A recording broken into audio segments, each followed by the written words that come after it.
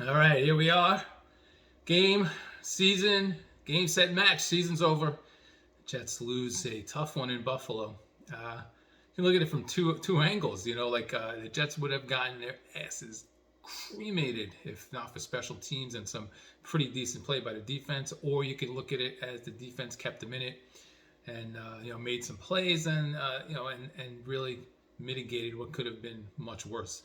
27-10 is bad enough, but two of those touchdowns came late in the game. So in the meantime, the Jets offense was just terrible. And I want to talk a little bit about that. I'm not here to break down the game. I have a podcast for that if you want to see that. It's called the Fake Spike Podcast. A buddy of mine and me break down the games. We talk about it before the game. We talk about it after the game. And it's our podcast. And then there's also, I'm the Dark Sider, obviously. There's Dark Sider Radio, new Jets radio station, 24/7. Not much up there now. I'm running one of our podcasts and a couple of short segments from people, me and a guy, who's just contributing some stuff. But ultimately, I'd love to have it be a 24/7 Jets radio station. Darksiderradio.com. Anyway, enough of that.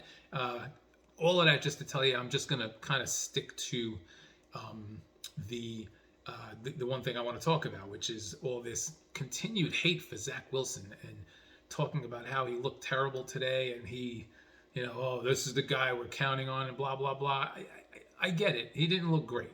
But if you take a step back, he didn't look awful either. I mean, he had no receivers. And when he did get rid of the ball, guys would drop it sometimes, obviously. He wasn't accurate on a few passes. When it's all said and done, he his top four receivers were out.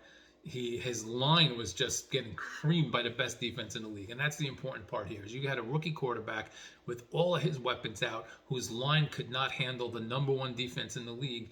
And I don't want to say he held his own, but it could have been much worse. I mean, he still didn't turn the ball over. He didn't do all of those stupid things that guys do when they get so overwhelmed that they don't know what's going on. He seemed, for the most part, and I'll get to why why you may not think or he may not have handled it as well as he could have. But no turnovers, no panicking. He seemed to be in control of himself, but he was under siege the entire game. Now, the one thing I just mentioned and that I'm going to talk about now is that he probably held the ball a little too long a couple of times. Maybe he's learned over the past few weeks that he escapes well. And that didn't really work today because it seemed to me like Buffalo cut off some of those side lanes where he would like spin out and run a different way and get out. They kind of clogged those holes up. He didn't have anywhere to go as much today. So he probably held the ball longer than he should have a couple of times.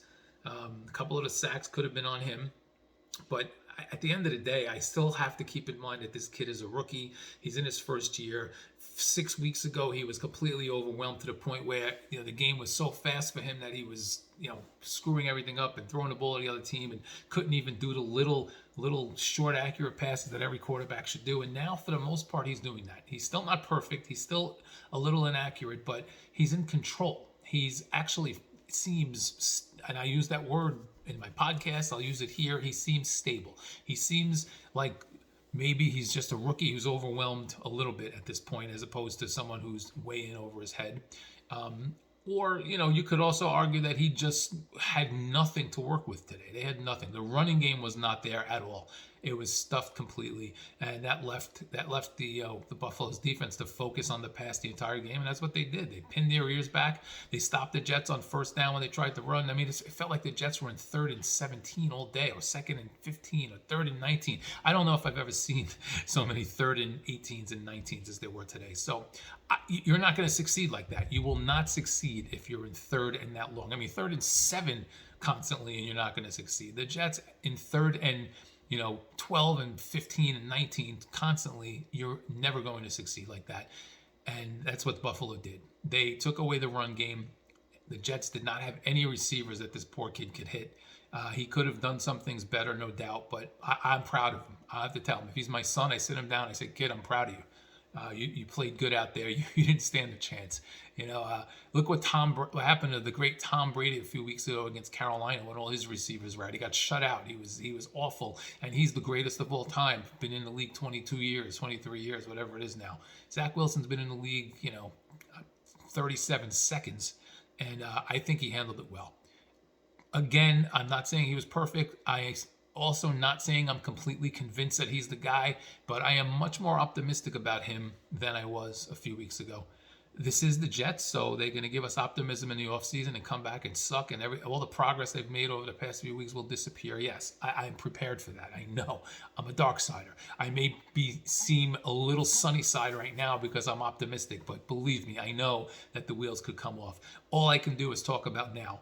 And Zach Wilson has showed enough progress that I am optimistic that he can take a step next year.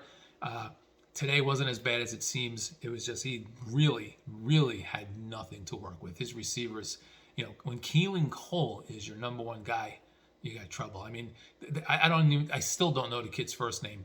Something Black, right? He went out there, caught a nice pass on a third down to get the Jets out of second, third, and 6 from their 2-yard line or whatever it was, 4-yard line. And I was like, who the hell is that? And I would look on the Facebook group, and people would be like, WTF is Black. Who the fuck is Black? I'm like, yeah, nobody knew who the kid was. Yeah, is it Jeff Smith or Vincent Smith in there? Maybe they were both in there for all I know. But Keelan Cole is your number one guy. You got trouble. Keelan Cole is the typical one-trick pony. Once in a while, he'll make an acrobatic one-handed catch, and the rest of the time, he's dropping third down passes that hit him in the freaking palms, But anyway, that when you're working with that and you're a rookie and you're playing the best defense in the league, this is what's going to happen. You're going to look awful. You're going to look terrible. But if you look beyond the surface, Zach Wilson was not horrendous today. He actually somewhat held his own in extremely difficult circumstances. All right, I'm out. I'll be back soon. We'll talk a little bit more about other Jet stuff. Be good.